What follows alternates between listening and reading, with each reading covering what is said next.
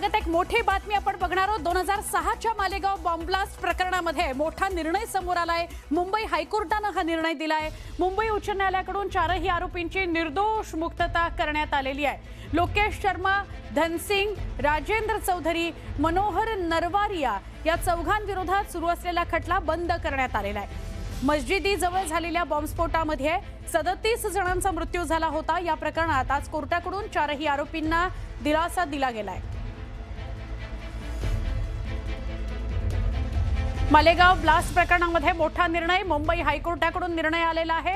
चारही आरोपींची निर्दोष मुक्तता करण्यात आलेली आहे। त्यांची केस बंद करण्यात आलेली आहे।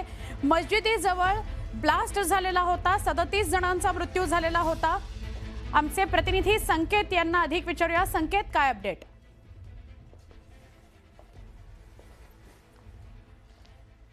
संकेत, आपल्यापर्यंत आवाज पोहोचतोय? संकेत यांच्याशी संपर्क होऊ शकलेला नाहीये। मालेगाव ब्लास्ट प्रकरणामध्ये हा मोठा निर्णय आलाय। हायकोर्टाने हा निर्णय दिलेला आहे।